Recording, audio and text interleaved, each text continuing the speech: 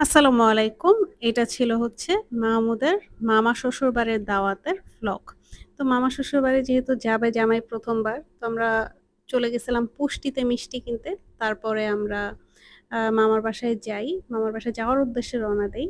মামার বাসায় যাওয়ার আগে যে মোড়গুলো পাড়ি দিতে হয়, সেরকম একটা মোড় পাড়ি দিয়ে আমরা মামার বাসার ঠিক সামনে এখন এটা হচ্ছে সামিয়াদের বাসা, আমার মামা। মামার নাম হচ্ছে লিপন, কিন্তু আমরা ছোটবেলায় যে নাম অন্য নামে ডাকতাম সেখান থেকে ওপম হয়ে গেছে। তো মামার বাসায় ঢুকেই যার সাথে পরিচয় হবে সেটা হচ্ছে ২ টা জার্মান শেফার্ড। তারা চরম লেভেলের চিল্লাচিল্লি করবে এইভাবে। আমি তো ভয়ে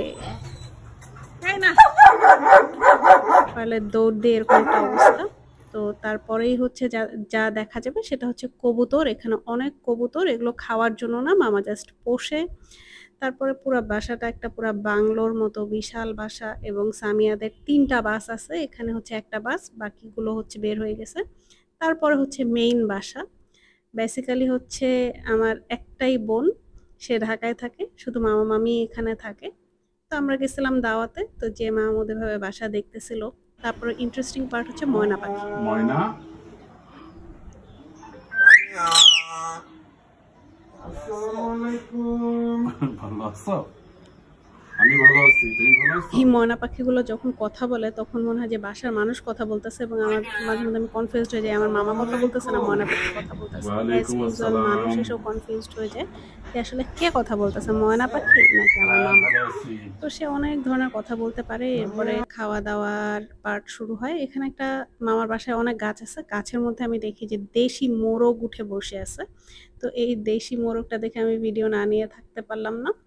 যেহেতু দুপুরে দাওয়াত ছিল সেহেতু আমার বাকি মামারাও আসতে শুরু করছে। এখানে সুজা মামারা আসে, মিথুন মামা আসে। আমাদের মামাদেরকে আমরা একটা খুব অদ্ভুত নামে ডাকি। এখন ভ্লগ দিতে যে আমার হচ্ছে ভালো নামগুলো বলতে কেমন আনইজি লাগতেছে। তো মামি বিশাল রান্না করছিল। আমার দুলাভাইকে সে মোটামুটি ২১ পদে খাওয়াইছিল। তো আমি ভয়ে ছিলাম আমার জামাইকে কত পদ খাওয়াবে। আমার জামাইরও অনেক পদ খাওয়াইছে, কিন্তু ২১ পদ না। ২১ পদ রান্না করেনি ভাগ্যিস। কারণ হচ্ছে এটা আসলে খুবই প্রেশার হয়ে যায় খাওয়া, এবং যে রান্না করে তার জন্য। মামি মোটামুটি অনেক কিছু রান্না করছিল, এবং যেটা আসলে খাওয়ার মতো। একদম খুব বেশিও না, আবার একদম কমও না। তো মামির স্পেশাল এখানে মুঠিয়া ছিল। আমার জামাই খাচ্ছিল। শুধু যে নতুন জামাইকে খাওয়াচ্ছিল তা না, তাদের বাসার পুরানা জামাই আমার বাবা, মামি ওদেরকেও খাওয়াচ্ছিল।